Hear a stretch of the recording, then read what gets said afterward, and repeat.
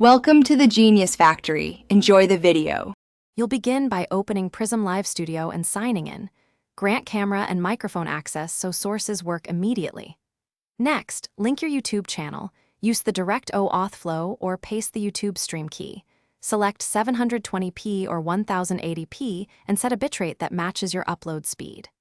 After that, create and name your primary scenes: webcam, screen capture, and media overlay. This initial setup gets you streaming ready and prevents scrambling once you hit go live. Once your scenes exist, arrange layers so background and overlays sit behind your webcam and main window.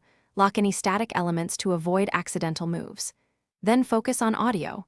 Balance desktop audio with mic volume, enable noise suppression, and adjust gain so speech stays clear.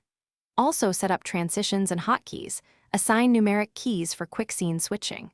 Practice a run-through to check syncing, video overlays, and audio balance. This avoids awkward pauses and keeps your broadcast professional. When you're ready, start with a private YouTube stream to verify latency, dropped frames, and chat connectivity. Treat this as your final rehearsal. During the live session, watch CPU and GPU usage. If overload appears, lower resolution or bitrate, or switch to hardware encoding to reduce load. If the stream disconnects or won't start, immediately recheck the stream key, confirm your network is stable, and close apps that might steal the camera or audio.